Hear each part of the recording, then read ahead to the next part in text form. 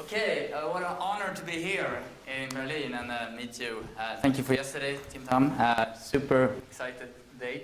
And well, we're humbled to stand in front of you with all the skills. We are going to talk about breaking the law. And it's going to be a little bit of a journey. Consider it as a movie. A little bit dark in the beginning, goes up, and then it comes to some practicalities, what we believe in. Of course, you put a really good introduction, so maybe something, of course, you know this, but please pay attention. We will show you a lot of great examples, customers, retailers that we've been working with, and what we think is in the future.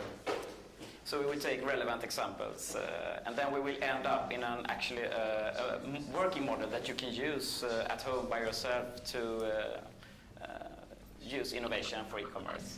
This is Fredrik Bergström, and my name is Bengt Westborg.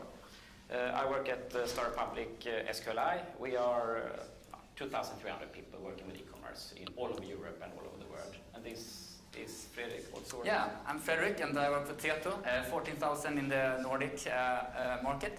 Why do we stand here? I mean, that's the question. Yeah. Can I take it? Yeah. So, this is it. Because I met Christian some months ago in a presentation we did with the Handels Institute. A lot of examples will come from this Nordic market. And I've been doing works together with Videon, like this research company. Bengt and I have a history working as consultant for many retailers. So it goes some 10 years back in history. Yeah. Working for H&M, IKEA, Canadian Bank. I think that's a bit of the intro. You will hear more about it later. But the question is, retailers, how did we get here? We heard about a lot of situation now, okay? So this is a little bit dark, but 1 out of 3 retailers in the Nordics are not showing any profit. And that is some causes here, and you know them, but let's start with this one, as you had. When did this come? How many years have we had the iPhone? 10, exactly, you know that. And the technology goes so incredibly quick, and we had a discussion yesterday, it's not always good. And why is it not always good? This is like a classical example, and this is how we're thinking every day when we work, because we have to handle the customers and serve them over the desk, or how we serve them in the stores. But however, outside the stores, many things are going on, but if you're in the store, you don't have the time to look at all these and understand all the things.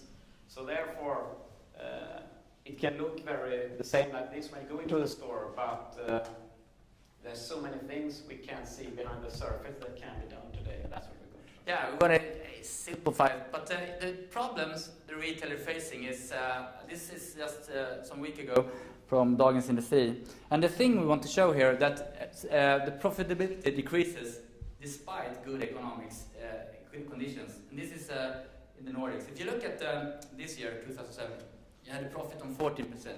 And now, with like a minus discount in Sweden. So it's very good conditions in Sweden. You have profitability on 5%. So retailers, as I said, 1 out of 3 is not profitable in a time when the economic is really good. And this is an interesting discussion. We have said it so many times, and you heard it in NRF, that the foot traffic into the stores is decreasing like 10% every year for 5 years in a row. Now you can see that there are the low price and the outlets, so there are some discussion on LinkedIn, well, there are stores opening, but the truth is it's only on the low price and it's outlets that are showing more people going in. And the big thing we're going to talk about, and we heard this is really important, the customer experience in the shops is declining. So we're going to talk more about and really nail that in our model later. Time spent in store drops also if you measure how long time people stay in the store. So this is an example how it could look when it's not fulfilled on the shelves. And I got this from a company, and I got something more from another company. It's more like 50%, 25% drop. We heard about the pricing. So sales seems now to be some kind of default mode for retailers. This is very interesting. I like the audience here that we have the digital natives people who are born after 95 and brought up with a technology that works, okay? We all older, after, well, born before 94, 95, are a little bit damaged by technology. We have this problem, it doesn't work, we have a problem finding it. So, but if you look at the graph, it's really clear that the digital natives are the future of the retailers very soon. It's not the kids who are, we often see them as the kids. They now think it's money and they have totally different behavior and think definitely different on technology. Okay, we will need to say this. Of course, everybody who talks, they brings this up. For us, I know in Germany you have Amazon. For some, I visited them 2 years ago, I think. Now they are building the logistic around in Västerås, and so they will be really. Now the wolf is coming. So we had a good discussion with dinner last night. How it will definitely change Scandinavia too. I can take one example there about Amazon. They release new functionality on the site every 10 seconds. So if you have product launches on your website like every 3 months, they do 10 seconds every 10 seconds. Mm. That's how the competition looks like. And if you look at international sales in the Nordics, now 1 out of 4 packages are imposted is coming from like China and this. This is of course from the Vision above, and they are really building super simple apps. And once you start buying, instead of buying from Clas Ohlson or some others, you're pretty start doing it. This is the sad picture, maybe, if you want to see it that, or the good picture. What's happening here on this side is the penetration of e-commerce. E-commerce penetration, meaning when an industry or reaches like 15 to 20% e-commerce or above, then you have this death. What you see in history. You see stores like a brick and mortar store within the area of music, books, white goods, electronics. They are basically out of the business today. It took like 20 years. We could see it coming, but they were not. They couldn't change. Okay, it was not like, oh, what happened? Okay, they couldn't change the business model. So now I'm working for Indiska. We've been able to help them go from 2% e-commerce to 10%, but of course they're struggling big time because they still have a lot of costs on stores. So this is so really what we see now on the fashion retailers. They are now moving in, and it goes quicker. It took 20 years here, but if you look at shoes, 10 years, and sport. And maybe you think about grocery now, which is not, it's like 2% grocery sales, but this of course catching up. We are now doing it, so it will be much quicker. And then the big question is, what will happen when we don't need to go to the bigger shopping malls for buying this? Of course, you see big death in the industry. One sentence also, it says cemetery here in English, but one truth is that everything that can become digital will become digital. But the good news is, like, it's very difficult to make this shirt digital. But the music industry, everything there could be digital and become it.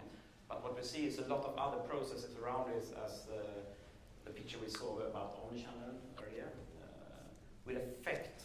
So maybe it will be a 50-50, 70-30, so it will be big effects. So to summarize, foot traffic down, time per store, customer experience down, a lot of things down. So this was the bad, this was a sad story, if you want to look at it. But we started to talk in stages like this about something we call street tail 2013. Yeah. We saw a trend already 2010, 2011.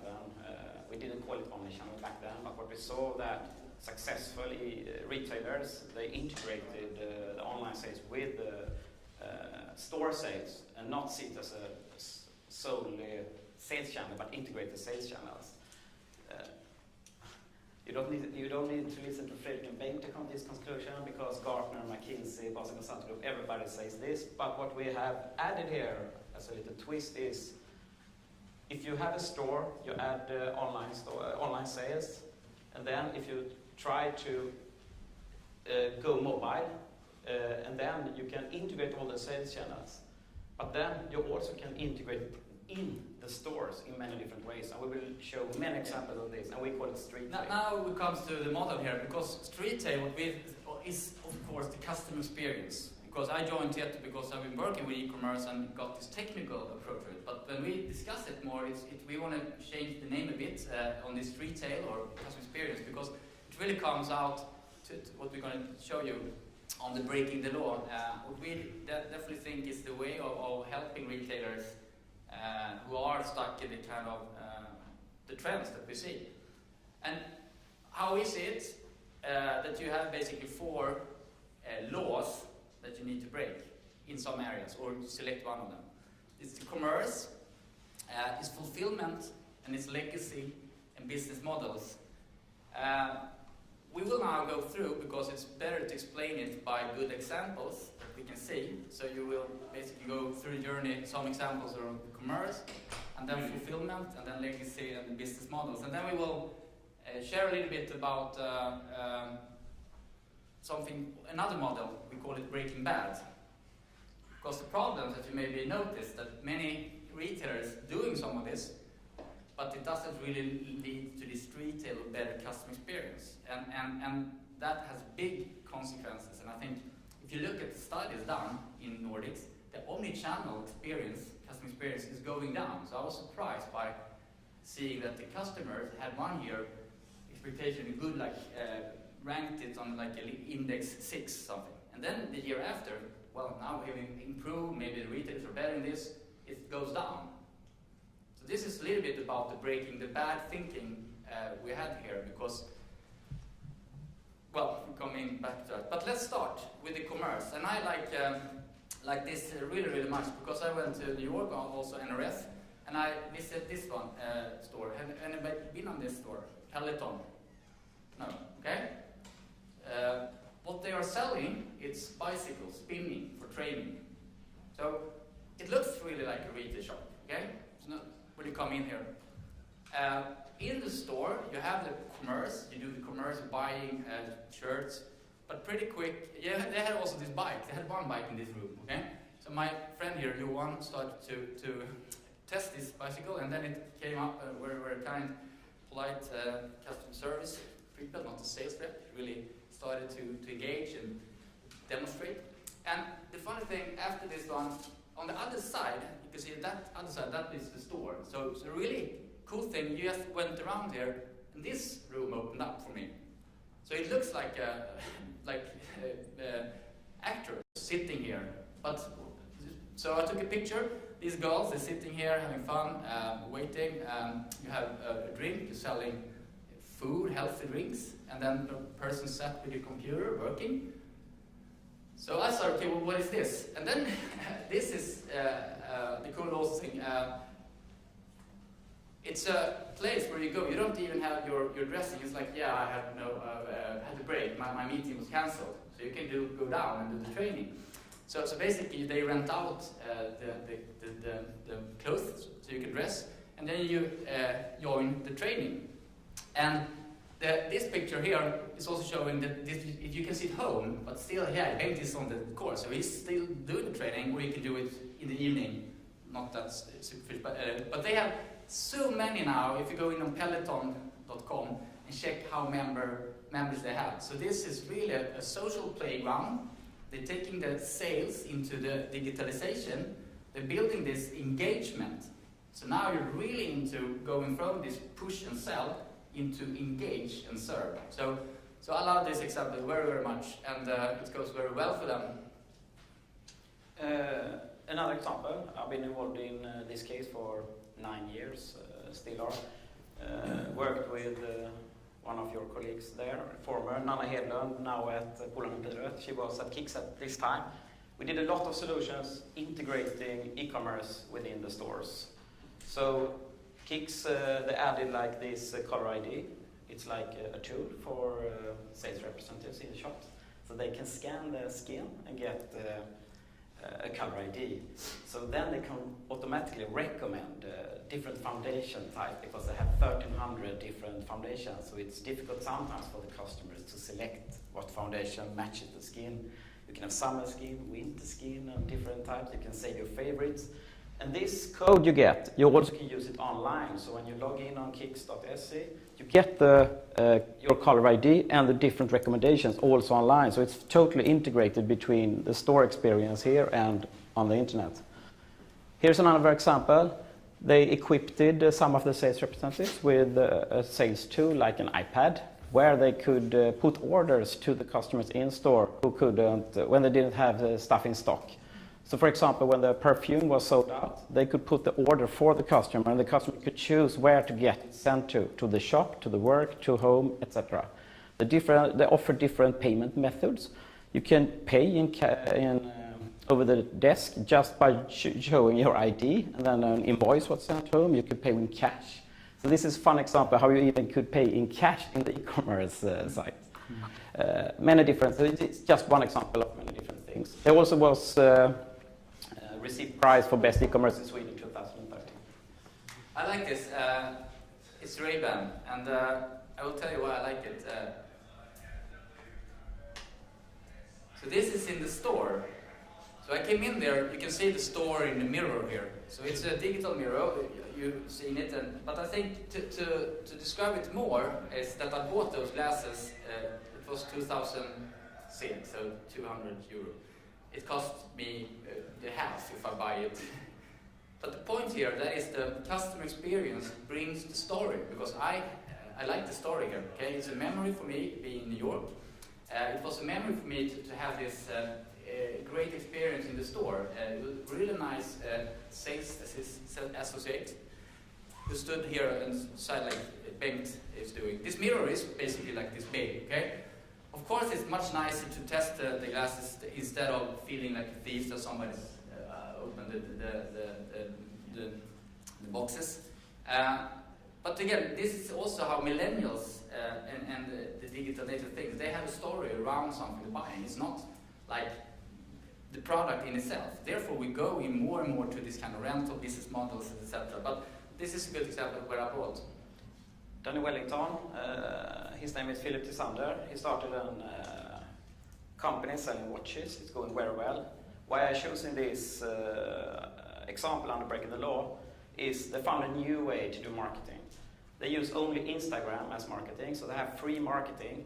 They have over, I think it's 2 million followers on Instagram. Meaning when they launch something there, they could potentially reach 100 million of viewers, cost nothing, just build up an influencer space. For you who don't know the case, we're talking money here. This year they will have a turnover of 500 million euro with a profit of 40%. In his pocket because he owns 100% of the company. He started the company in 2012, so this has been done only in 5 years. Now we have done the commerce, I think. So what you basically do is, you can see there were a lot of different examples here on the commerce. There are more. Sonos, this store, the Digital In, they're following the statistics. One example here, just really cool. They're doing Google Analytics in reality.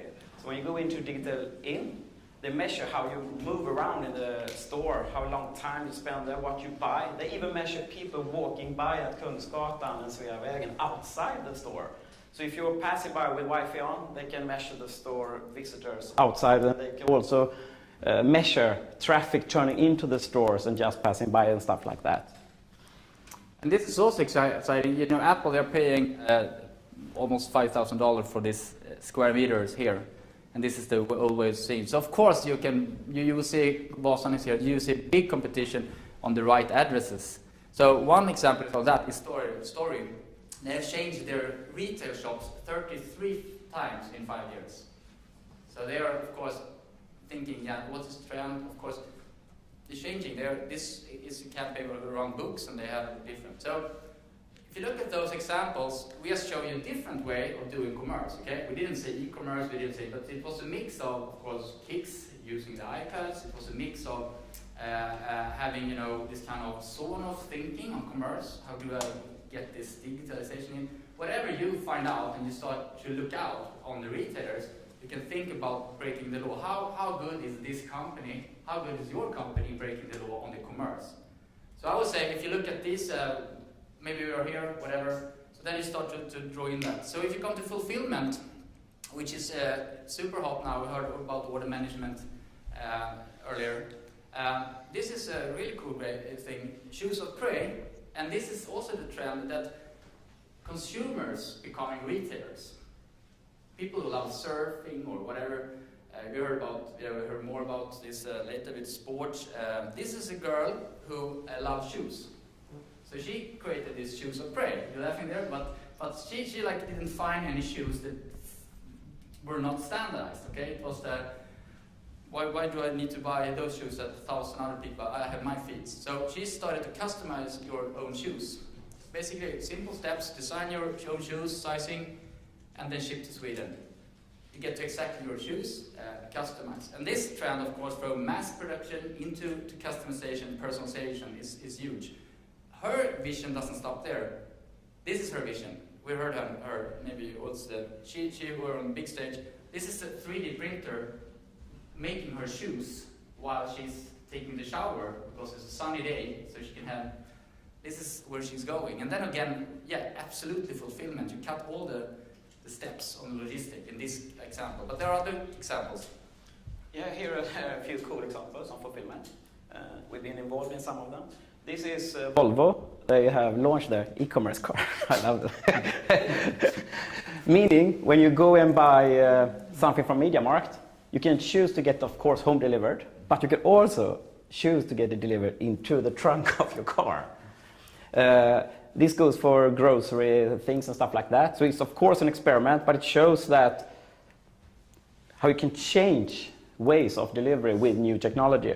How this is made possible is it's an electronic key. So PostNord has an app, so we can open up the trunk of the Volvo with a one-time code and just put the things you bought in your car and then close it and it's locked. If PostNord doesn't find the car, he can make the car blink or tuta, so he can find where it's standing. He can also see it on the map where it's situated, and the map says exactly how we should walk to find the car if it's on a big parking lot, etc. We have built this integrated with also other services, like a new thing called Urbit, meaning you can buy online things like Siba or MediaMarkt. You can choose to get it delivered within 1 hour in big cities like Paris, Stockholm and London. But you can also choose to get it delivered within 1 hour to your car. So this shows new types of flexibility on fulfillment. I bought this tie from Thursday Finest. It's made in Brooklyn, but in a similar way you make your own tie on internet, and then you get it built in Brooklyn. That's the story in itself, and you deliver it home. So again, the customization part goes very quick. This is the Lip Lab. We like it because it's really a combination of many things, but if you think in the classic way, you have the manufacturing of lipstick and then the retailers and the logistics. This is done everything in the store in New York. So basically you go there and you design, and it's very interesting. They have two ways, because they have a customized lipstick cost $55. It's pretty much, I don't know how much lipstick is. Yeah, but 55. But if you want to have it personalized, you stand there and then it's 150. It's pretty cool that you go, okay, mass production, but in this store they do both customization to a lower price, but then they have the personalization with your own. And of course this is true, but why? Absolutely, because now I'm in Berlin, I love the city, it's great to be here in this building. I want to have a story. Can I buy this lip lab to my wife? It's a story behind it. Remember me about my great days in Berlin. So this kind of products is so much better than the other. ICA, a new fulfillment example. They do the same trick as a car, but to your home instead. So it's a big revolution going home on home electronics. I don't know if you've already seen your neighbors switching out the locks in their home. So instead of using a key, they have an RFID or just with an app opening the door. Because this is rolling out at hotels and people's homes already, new e-commerce solutions can be made. This is an example of how ICA, it's a grocery wholesaler in Sweden with many stores. You can buy it online, the food, and then this is a logistic company, PostNord, delivered it to your home, and they open up with a new service called Glue, and they can go into your home when you're not home and put the things in the refrigerator for you, and then they go out, lock the door, and you can see in that how many seconds the PostNord was inside your home, and you can see on the camera inside your that they have left the home and didn't steal anything. Did they make dinner also? Sorry? Did they make the dinner afterwards? Tomorrow. Business development. But I think that's the problem in Sweden and with this logistic, carry out the last mile. So we see a lot of, if I would put some bets and go in companies to logistic and to see how new boxes develop, this kind of stuff. So this is really exciting. So that was the fulfillment part. Maybe go here. When it comes to business models, I like this example. This is the way of doing business in the future. And I know that you're doing this because you start working with others. This is why also Facebook and this will live, because it's a network. If the younger generation have this, I know Bengt because he's a funny guy. I know this is sharp. You start to do this in your social networking. This kind of notification. You have that. That is going into the retail too, that you really start, we don't need to be best in everything, but I'm really good in this. So the point here that IBM Watson did with General Motors, with the cars, they finally retailers selling coffee. So what's happening here, that is I can order from Starbucks in the car when I sit in a traffic jam, knowing here that I will pass this because this combination, Watson, this artificial intelligence data using the information. Of course, we have the GPS. We heard one GPS here earlier. So that's in our pockets anyway. So now, why don't buy in the coffee when I'm sitting here? And that's super exciting thing. That the retailers now are moving into this kind of new technology. Love this example. They're breaking the law within business models. It's a new fashion company in Sweden. There are retailers. This is a famous guy named Jarno. We know him? No, but we know him a little. His is a new project. They have been growing very fast. They only started 2 years ago, and now the turnover is massive. I'm filmed, so I don't dare to say the figures. But what they are doing at Naked is they are using the customers as marketers. They're doing like Daniel Wellington, but with a little twist. They use Instagram, absolutely.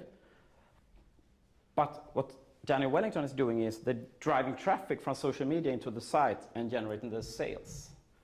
They are turning the business model around and generating sales with influencers on the site. Meaning, if I do something on Naked site and that drives traffic, I'm beneficial. So the influencers can earn money on Naked's business model.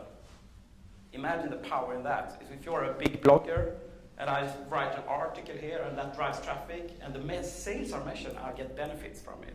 And that can be even monetary benefits. It's a really strong business model. Don't underestimate its people's will to earn money. Yeah, this is a cool example too. They are building 3D printed earphones. So here you take, with your camera, you take a picture of your ears, and then it's built and delivered and fulfilled in the US, in New York. And the funny thing is, you get it really delivered in a nice package. It's again building this kind of customization, personalization, but also really wrapped in a nice color, building the customer experience. It's the story it goes. And then finally, legacy. Not legacy. We maybe drop some pictures here, I guess. Yeah. You think there are some other way? Otherwise, we take it on the fly. Yeah, we can take it on the fly. One thing we want to say, Gartner said that legacy can be both rules but also systems. Gartner, as an example, says that the year 2025, I think 90% of all the systems will be the same within organizations. Okay, that doesn't mean that things doesn't change. So what you can do is break the law with building APIs. You can build new platforms, and the word architecture becomes very crucial. I think today's CEOs are tomorrow's e-commerce managers, or should be. Or otherwise, the e-commerce managers will be tomorrow's CEO. Why? Because if you take an example, MasterCard's API, you can do 10,000 different functionality only on Mastercard's API, meaning we can build a new bank like Handelsbanken only using Mastercard's API. That's how powerful it is. Business developers that don't understand this has a huge disbenefit towards the other ones that understand what you already can build today with existing things. So I think before you build things on your own, start looking at what you already have, what can be done, and then if you can't switch the system because it's expensive, cheat. Build a layer on the old system is better than standing still and doing nothing, because that is more dangerous. Okay. We can take one example more. We have a bank in France that we work with, Banque Populaire. They are building, it's coming new regulation that forces banks and other actors that to provide customer data, and that making customers can control the information that companies have around them, like GDPR and stuff like that, PSD2. Instead of just react on that and say, okay, we change it because we have to, Banque Populaire took a step forward and said, we make this as a business opportunity. Instead of building just minimum, we do go all in, making all our banks' functionality and information accessed through APIs, meaning other companies can build business models. So new startups, tech companies, entrepreneurs can build new business solutions on the bank's APIs, meaning they will gain very much traffic and new customers because of that. The pictures on Breaking Bad were not there, but that is good because then we can talk more.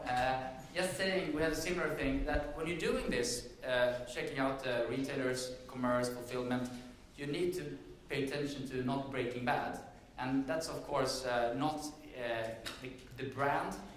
You want to say something there? It's customer experience, it's service and quality. And many of you maybe had this example too, that you've been buying something. I had this experience buying a FIFA 2018 to my kids, and it really got sick, crazy, because I went to the store. In the store they couldn't help me because it was also via Play I would get when I buy it. The people couldn't help me, so it ended up calling them customer service desk in the store to them, and then ended up pointing me to another address in Kungsgatan. But we went there the day after, my wife got there, they had no clue on no game at all. And what this is really showing, the Breaking Bad, when you start to do things, elaborate on commerce, fulfillment, but you cannot meet it. It's like saying to Bengt, hey, go see this great movie, you know, Spider-Man, it's blah, blah, and then his expectation is rising really high, so it's really hard for retailers to fulfill it. And what's happening now in retail is that we get into this kind of mass psychosis that we had in the millennium. Everybody went on e-commerce. So now no really good examples in fulfillment. So Breaking Bad is really to understand when you put something out there, don't break the brand, customer experience, service, quality. So we're going to just show example how we can work with this in a real case. Okay. First I want to say that functionality, of course, is important, because if you have no functionality in the store, no functionality online, you don't have so much. But functionality is weak and concept is strong. But concept with a purpose is magic. How can you create concept out of functionality? One thing to do it is to map up your customer experience journeys. Be the customer at your own company every day. How many here does that? It's a really smart trick. If you don't even know how it is to be a customer, it's very difficult to work with business development, actually. I think you even should use the product even better. But what you can do if you don't have that time, you can actually talk to customers and map out every touch point you have with them and the company. But that is not enough. What you can do then is you can identify where the customer is very happy and where they are not so happy. We call it pains and gains. This is established model. But what you can add, when you identify different touch points that are really good or really bad, you can apply a model and try to find concepts and innovation in different areas. The stupid thing to do is just to check out, this is good. If it's good, maybe you should dig deeper and find, maybe there is your sweet spot with the customers and you can work with concept around this. These things maybe you should just try to eliminate so it gets smoother. But maybe here you can find the really strong concepts with your customers and your company to develop it further. So this is just a structured way to make abstract things like business development, especially digitally, more down to earth, and try to make people around you understand it, because it is abstract and difficult. Yeah.